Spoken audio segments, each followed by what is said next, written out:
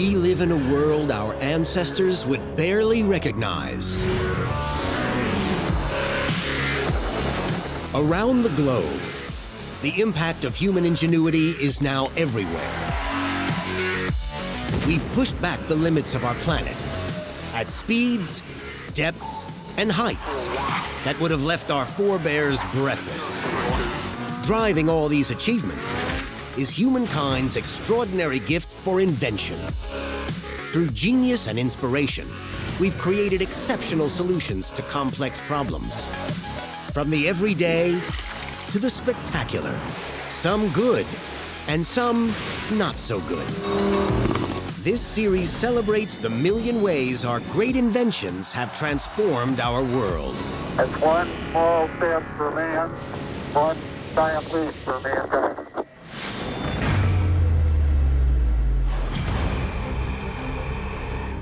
There's one invention that revolutionized global travel. A breakthrough that can propel us faster than the speed of sound. It's launched robots to other worlds, but unleashed untold horror on our own. It's also made our world a smaller place. It has kind of revolutionized the way that we view the world. It's taken this enormous and impassable planet and shrunk it to this little tiny thing that we can cross in just a few hours. Its very name defines the world's most glamorous people.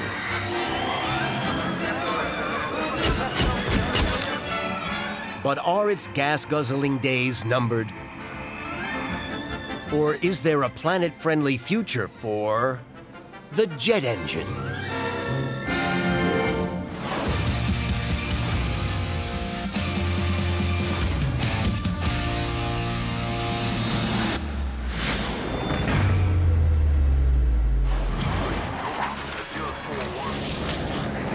The jet engine has transformed our lives. The most amazing thing about jet engines is that they're a way to take a multi-hundred-ton hunk of metal full of 400 or 500 people and shove them through the air at nearly 1,000 kilometers an hour. They're an insane invention.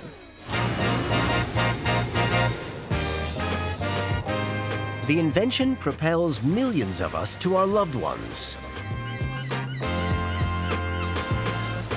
to exotic parts of the world. It delivers food from distant climes.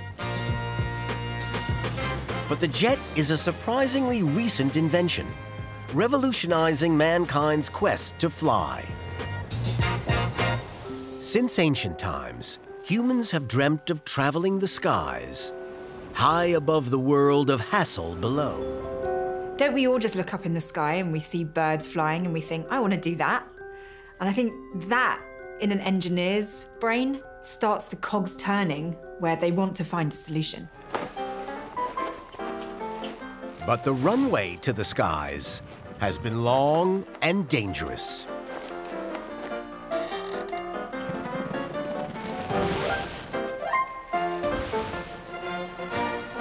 Our journey begins in France in 1783 with daredevil scientist Jean-François Pilatre de Rosier. This fire-breathing scientist filled his lungs with hydrogen and blew it through a flame to demonstrate its explosive dangers.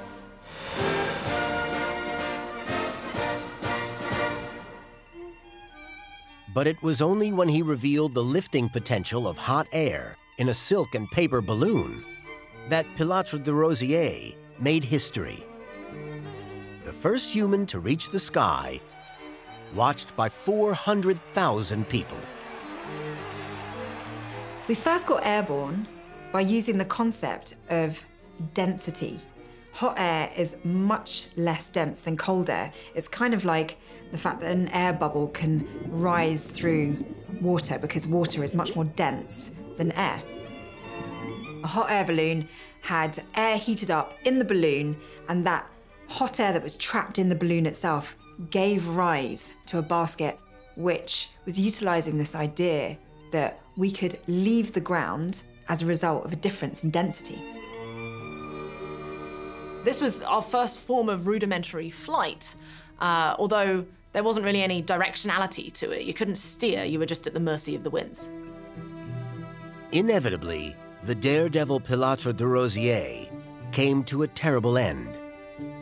On his third trip into the sky, his balloon caught fire, and he plummeted to his death.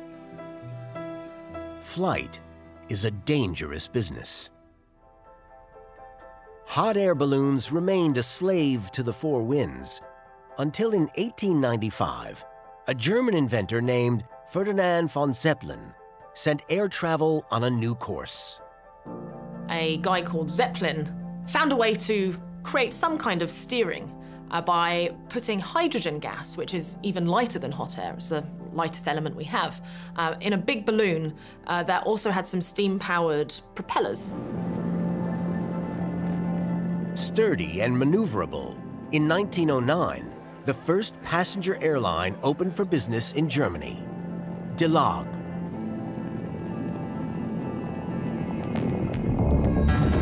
But the Zeppelin's lighter-than-air secret was hydrogen, the very gas that Pilote de Rosier warned us about. In 1937, the Hindenburg revealed just how dangerous hydrogen could be.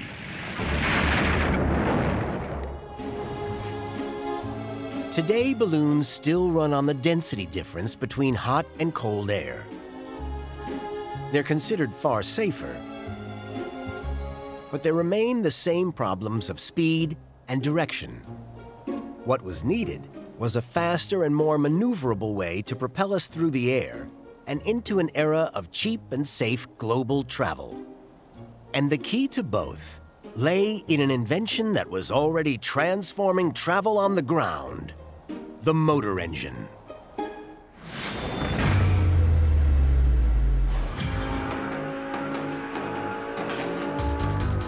Today, motor engines power cars of incredible speed and sophistication. But step back in time, and we find a very different beast. Germany, 1885. The gasoline-fueled Benz patent motor car is considered to be the world's first automobile.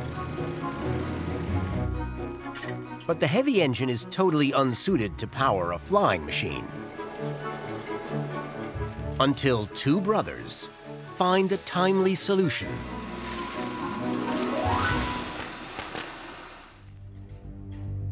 It's 1903 in Dayton, Ohio, USA.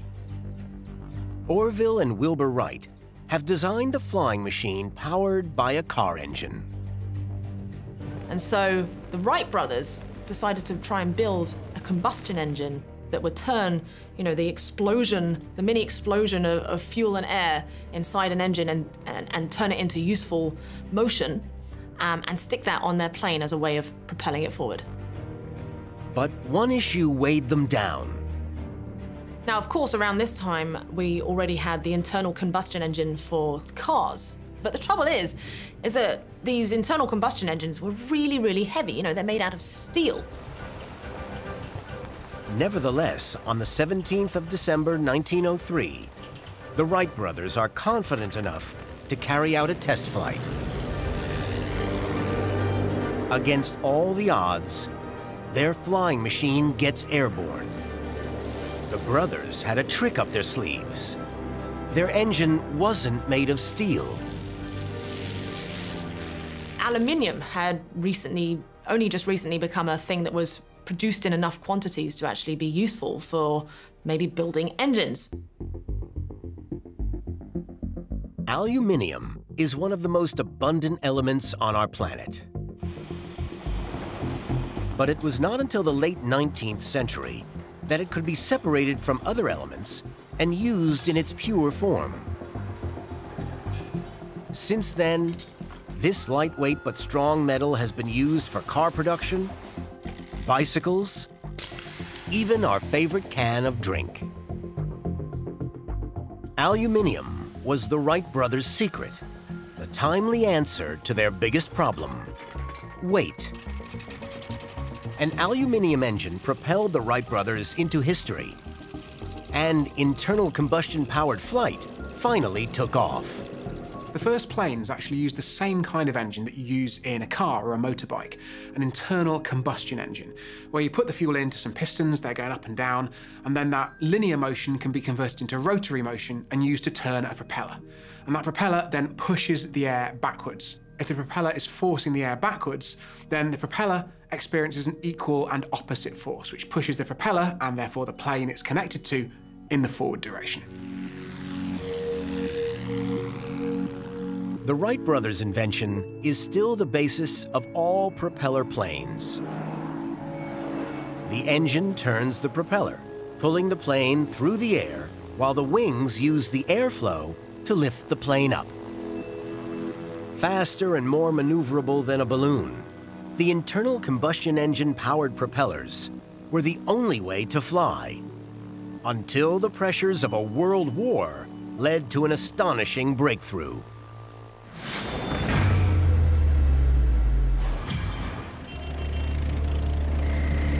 1940s Britain.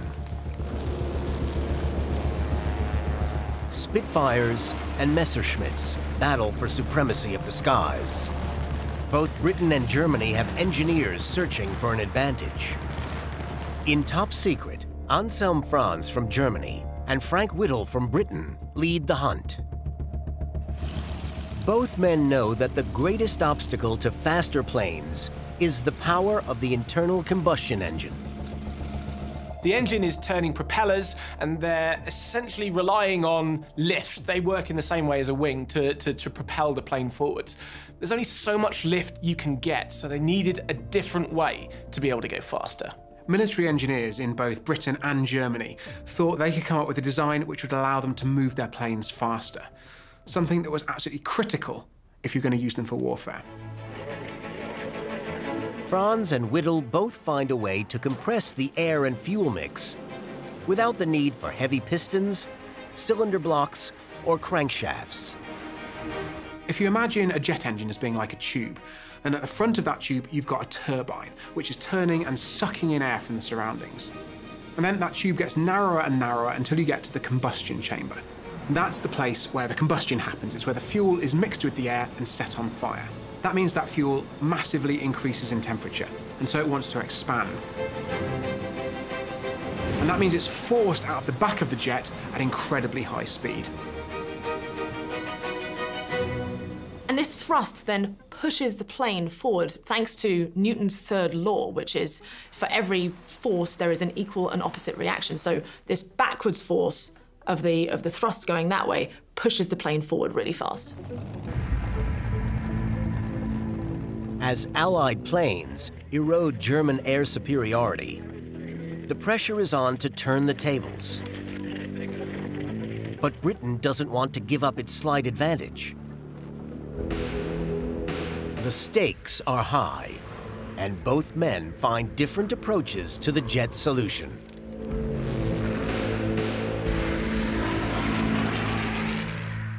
Frank Whittle first had the idea of a jet engine while a student in the late 1920s, and has been working on it ever since.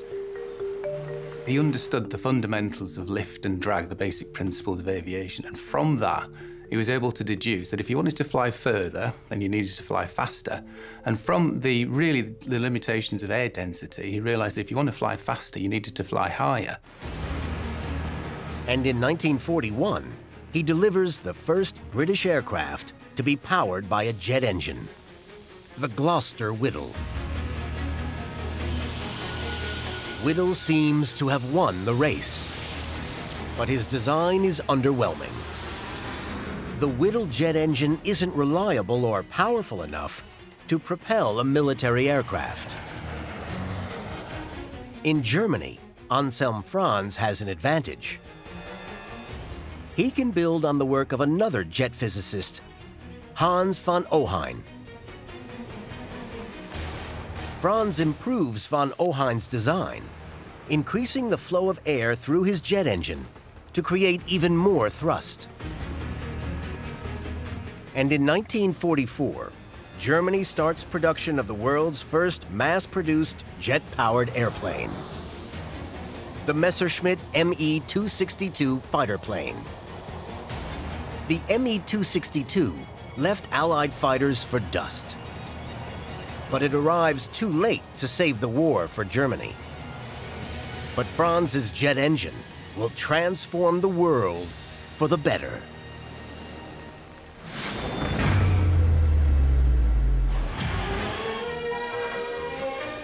In 1949, the first commercial jetliner takes to the air, the de Havilland Comet. Other companies around the world begin to follow suit. And by the early 1960s, civilian jets are flying everywhere.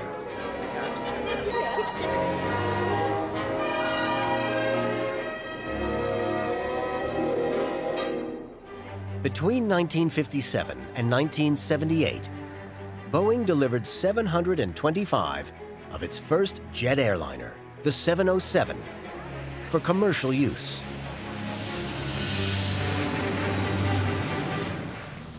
But flying on a jetliner is the preserve of the rich and famous. And soon the celebrities of the skies become known by the engine that carries them around the world. What you had in the 60s was, literally the jet set. That's where the term comes from, which was sort of a group of people that had, the charisma and the looks and the money to not just sort of conquer the skies, which was huge, but to make the world smaller. The stars who belong to the exclusive jet set include the likes of Frank Sinatra and Brigitte Bardot. And they revel in the jet set name and the glamour. You'd have to kind of come down the stairs, right? So it was almost like a catwalk, and you have all those glamorous photos of kind of the wind blowing up and people smiling and waving. It was a performance. It was almost like being on the red carpet. But soon the jet plane is supersized. And overnight, the door to global travel is opened up to everyone. The jumbo jet is first flown commercially in 1970. And its massively increased cabin capacity sees prices drop and passenger numbers increase. All of a sudden, air travel goes from something that's for the very select few to something that's accessible to everyone. And this means that we can take holidays, that the average family can visit new destinations, see different cultures, experience new things. And again, we kind of see a huge sort of leap forward culturally in our society. Suddenly, the world is our oyster. Ordinary folks can holiday in exotic, faraway places. And the expanded horizons have a dramatic impact on life back home. And all of a sudden, our high street changes. Because what happens then? Because we can travel and we've tried this amazing food called a kebab or a curry or something else in a different part of the world, we then bring it back and we cook it for our friends. Today, high-volume travel around the world contributes hugely to the global economy. Every year, airlines fly nearly 4.5 billion passengers on almost 45 million flights around the globe. But the jet engine has also transformed the world in more sinister ways.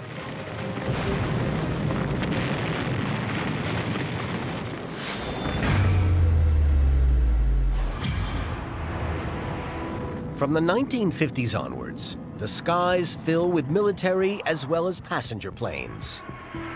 And one country dominates: the United States of America. In late 1945, just months after the end of World War II, a new conflict begins. And the United States designs a jet that can deliver nuclear bombs to faraway targets in Europe and Asia before returning to the US.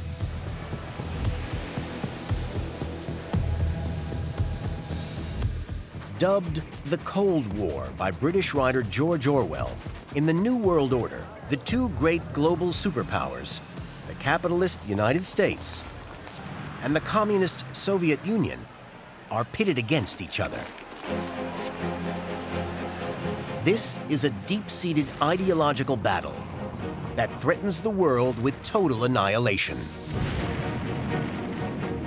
And this was a really frightening time for people. You know, you have to remember, there's this very quick technological advancement. Now we have the ability to obliterate the world, and people are told this, right? There's you know, public announcements on the TV and radio. We all know the atomic bomb is very dangerous.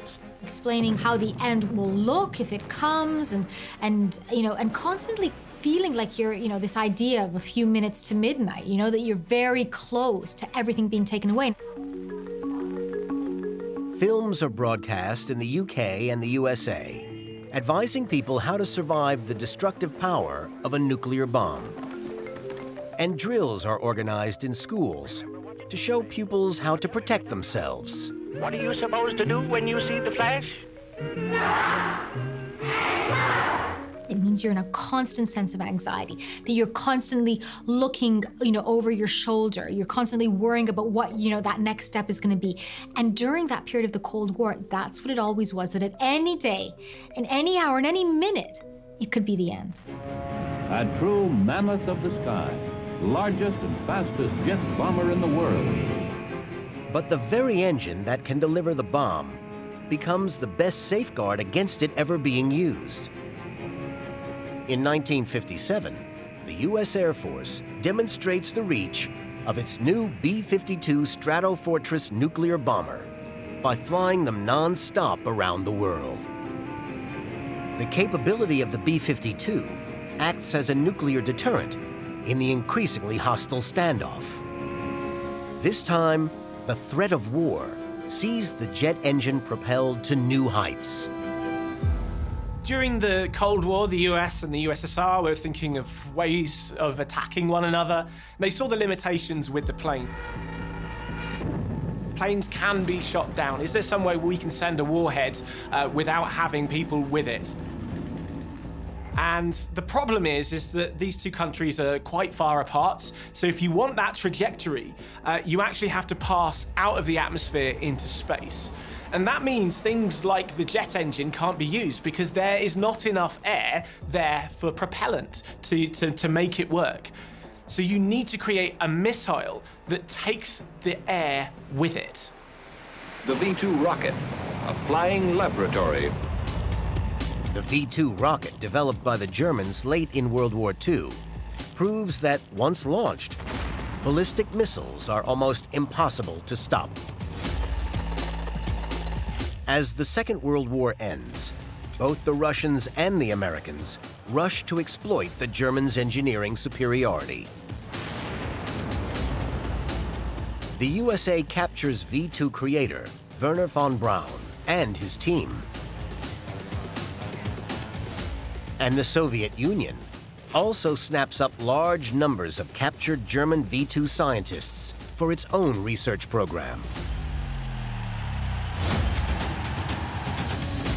Both sides invest huge amounts to take the jet engine to the next level.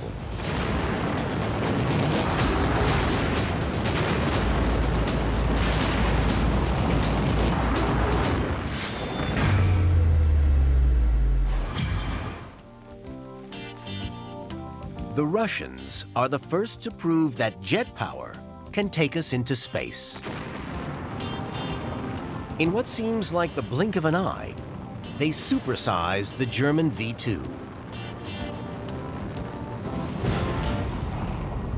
On the 4th of October, 1957, the Soviets used the world's first jet-powered intercontinental ballistic missile to launch Sputnik.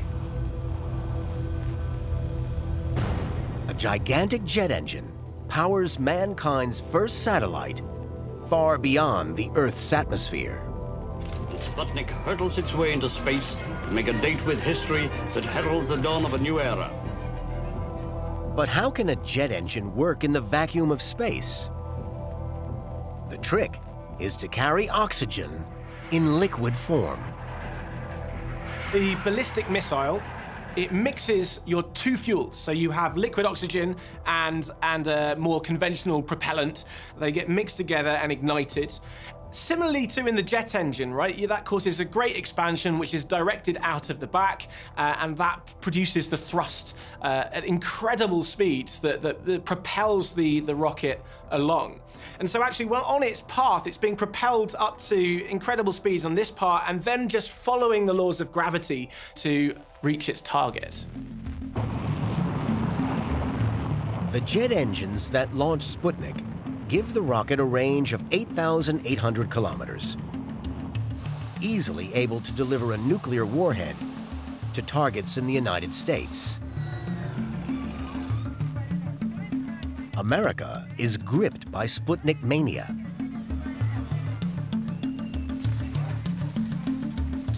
And it urgently needs to show the Russians it can strike back. Their first attempt is a dismal failure.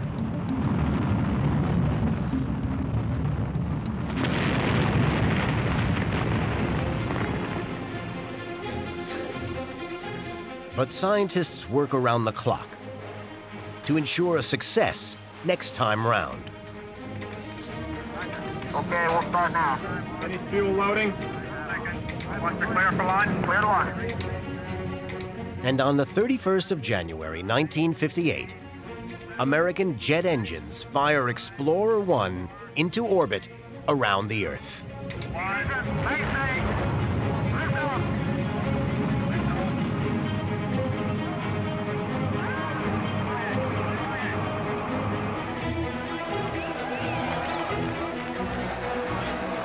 In plain language, the United States was in the space business along with the Russians, and Explorer 1 was the beginning.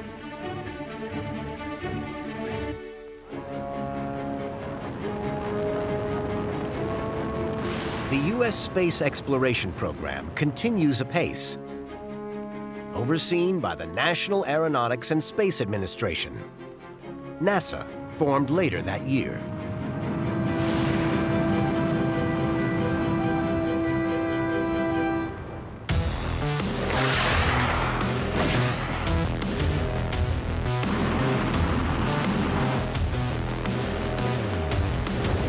But the Russians score another first, when on the 12th of April 1961, cosmonaut Yuri Gagarin becomes the first person to orbit Earth.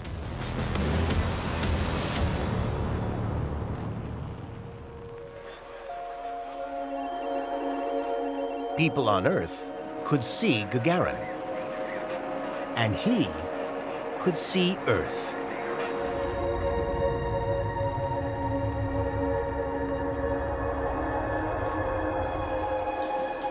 Soviet jet engines are behind a string of impressive firsts. So the U.S. has to work hard to regain the propaganda initiative. In May 1961, President John F. Kennedy makes a bold public promise. I believe that this nation should commit itself to achieving the goal, before this decade is out, of landing a man on the moon and returning him safely to the Earth. But Kennedy also wants to take the heat out of the rising fear of nuclear war. And we have vowed that we shall not see it governed by a hostile flag of conquest, but by a banner of freedom and peace. We have vowed that we shall not see space filled with weapons of mass destruction, but with instruments of knowledge and understanding. And so the pressure is on America's engineers to rise to the challenge. We choose to go to the moon. We choose to go to the moon in this decade and do the other things, not because they are easy, but because they are hard.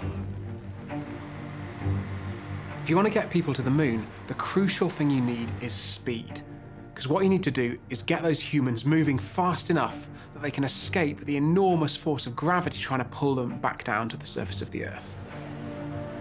you need to get up to 40,000 kilometers an hour, which is utterly immense. The problem also being, to be able to do that, you need a lot of fuel. So you're taking a lot of oxygen and a lot of your other fuel together to mix it, but the more fuel you take, the more mass you have. That means you have to have even more fuel. So it's a really big technical challenge that took a long time to be able to come up with a solution.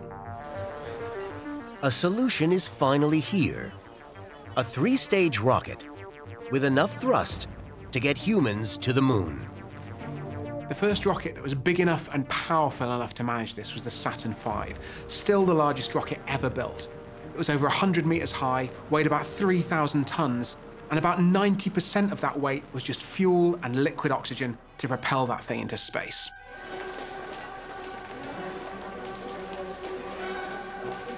On the 16th of July, 1969, U.S. astronauts Neil Armstrong, Edwin Buzz Aldrin, and Michael Collins set off on the Apollo 11 mission.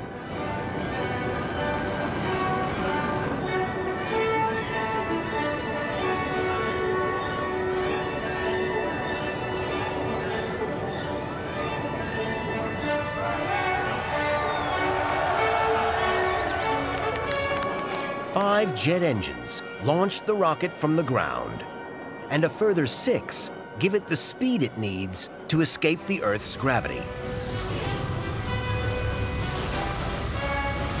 On the 20th of July, yet another jet engine delivers the astronauts safely to the surface, allowing Armstrong to become the first man to walk on the moon. He famously describes the moment. It's one small step for man, one giant leap for mankind. The jet has delivered beyond its inventor's wildest dreams.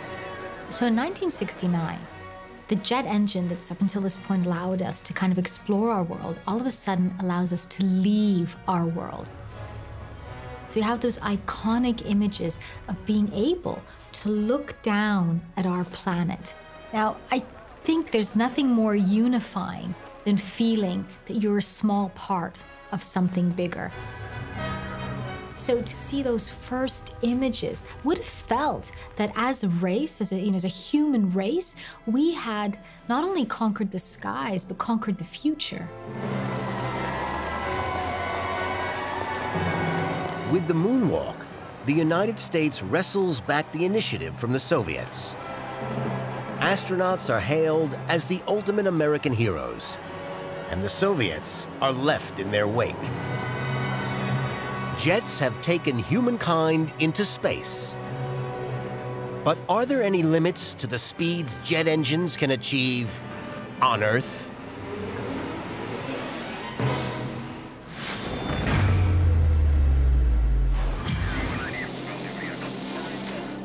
The rocket-powered American plane, the Bell X-1, was the first craft to travel faster than the speed of sound. Tracking the sound barrier in level flight. Piloted by U.S. Air Force Captain Chuck Yeager in October 1947, this research plane is drop-launched from the bomb bay of a B-29 bomber over the Mojave Desert in California. He entered a rocket plane, the XS-1, and was dropped in midair. This was an historic achievement. It later achieves an amazing 1,540 kilometers per hour at an altitude of almost 22 kilometers. Yeager names the plane Glamorous Glennis in honor of his wife. As the first generation of supersonic fighter aircraft enter service in the mid-1950s, serious work begins on designs for supersonic passenger planes. In 1962, the French and the British announced they're going into partnership to build Concorde. 100 passengers and all their baggage from London to New York in 3 hours. That's the promise of the Concorde, the joint Anglo-French supersonic aircraft. The engineers create a streamlined plane to deal with the massive wind resistance. If you want to fly supersonically, then the challenge really is the aircraft design. Rather than these straight wings, you need oblique wings, you need swept wings. And that allows you to fly faster and faster. And you've got to have a much finer fuselage to make sure that you can handle the supersonic speed. But the Americans don't want the Europeans to own the field. So they fight back to preserve their own aviation industry. In 1966, Boeing wins a US government contract to build a supersonic plane that carries 3 times more passengers than Concorde. But the Boeing 2707 project is short-lived. The plug is pulled due to rising costs and the lack of a clear market. It was an ominous warning that goes unheeded. Meanwhile, Soviet intelligence is instructed to find out as much as possible about the Anglo-French prototypes. The USSR miraculously unveils a rival supersonic plane, the Tupolev Tu-144. The plane looks so much like the Concorde that it's dubbed the Konkordsky in the Western press. Russia's supersonic jet, Konkordsky. Inevitably, the head of the Paris office of the Soviet airline Aeroflot is arrested for acquiring classified information about Concorde. Nevertheless, Konkordsky scores a massive propaganda coup when in June 1969, it becomes the first civilian plane to exceed the speed of sound, 4 months ahead of the Anglo-French Concorde. But you've got to admire the Russians' timing, getting Konkordsky into the air just before Concorde. 4 years later, the Soviet dream is dashed when Konkordsky crashes in France. Then suddenly, without warning, the Konkordsky is in trouble. It's pulled from service after a further crash.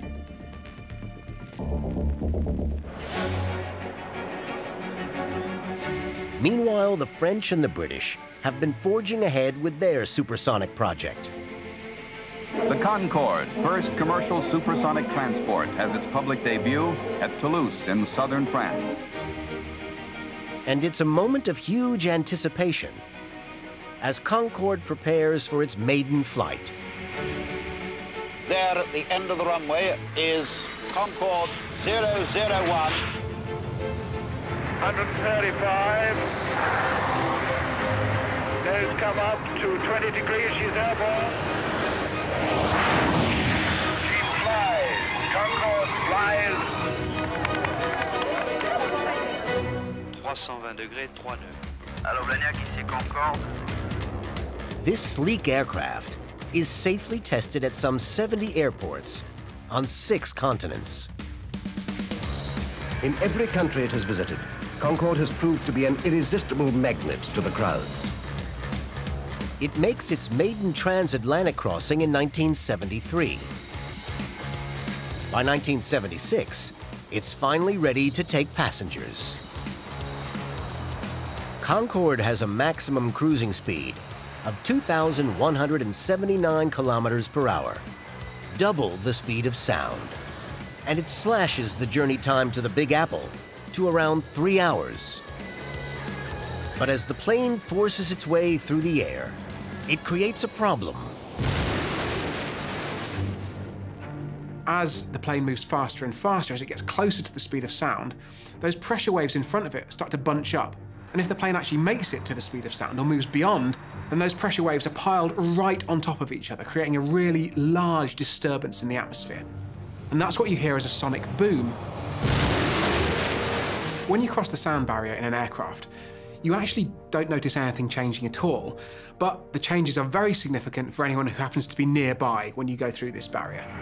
They'll hear an enormous, deafening sonic boom, which can even smash windows of houses on the ground. This loud, thunder-like sonic boom leads to angry protests. Environmental groups had fought through the courts to have the flight banned.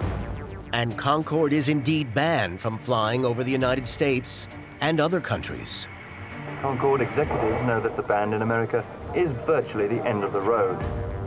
It has cost the British and French a staggering $1.4 billion to design and develop it, 10 times more than planned.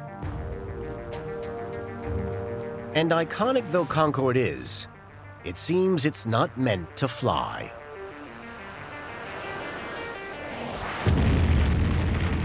A crash in France in the year 2000, which kills all 109 people on board and 4 on the ground, signals the end of this glamorous but expensive status symbol.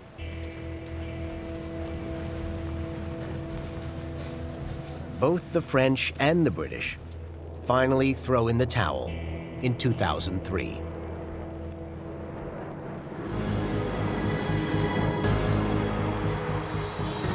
When the British Airways Concordes return home for the final time, the crowds gather for an emotional farewell. Despite the demise of supersonic travel, passenger numbers on planes traveling at subsonic speeds have soared. The jet engine has effectively shrunk our planet. But an even more urgent problem threatens its future. Global warming. And air traffic is a massive contributor of atmospheric CO2.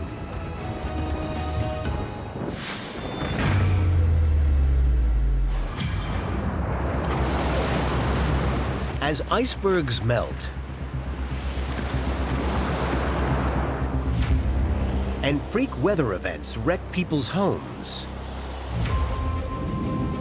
what are today's jet experts doing to avert the nightmare of global warming?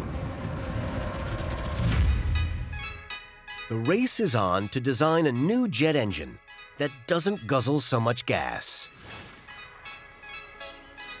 Down on the ground, we have electric cars. Could electricity power a plane? There are a number of people looking at what we call urban air mobility or flying taxis, which are battery-powered, driving either fans or propellers. This compact flying saucer lookalike is being developed as a 5-seater air taxi, which you'll soon be able to hail with an Uber-style app on your phone. It has 36 electric jet engines, so it can take off and land vertically in cities and travel up to 300 kilometers in an hour. The aim is to provide intercity travel that is less expensive and kinder to the environment, with 0 emissions. It can go 5 times faster than a car and produces less noise than a motorbike. In 2015, this all-electric 2-engine plane scored a historic first, taking off by its own power and crossing the English Channel. It was almost perfect, and of course I feel good. The job is done now, yeah. But we are still some way off using electricity to power a large passenger jet, such as this Airbus 350 XWB. This can carry up to 350 people over longer distances. But its engines burn around 7 tons of fuel per hour.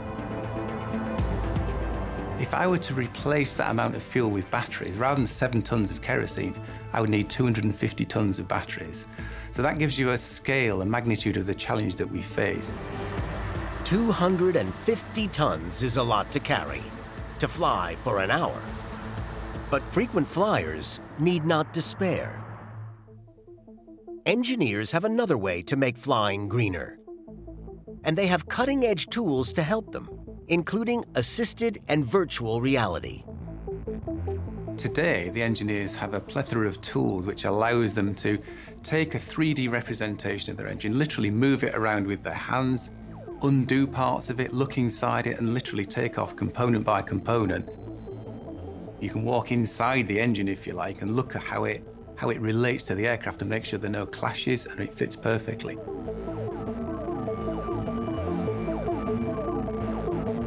So it's a very powerful design tool to allow you to really understand what happens during the early stages and de-risk it before you start making the expensive hardware. So the ground is more fertile than ever before for engineers working on complex systems, exploiting revolutionary new inventions. The future for the jet engine is really to get further by being more efficient and to get there faster. The next revolutionary step comes with new types of engine. The synergetic air-breathing rocket engine, Sabre, is being developed by Reaction Engines with support from BAE Systems for a new generation of flying machines. It will deliver the fuel efficiency of a jet engine with the power and high-speed ability of a rocket, and it will propel both air and spacecraft. It's a hydrogen-fueled engine, but still requires oxygen when operating within the atmosphere. But the beauty about this particular engine is that the aircraft can fly at 100,000 feet, which is more than twice as high as any civil airliner. So the atmosphere is very, very thin, and that means there's very little oxygen. So what we do is we use a novel system called a pre-cooler, which rapidly cools down that really high temperature air which is hitting the aircraft. And the reason why we do that is because we need the air to be cold, because if it's cold, it's compressed. And that means there's a lot of oxygen now, and we can use that to combine with the hydrogen fuel on board in order to produce quite a potent jet out of the back of the aircraft, and that drives us to very high speeds.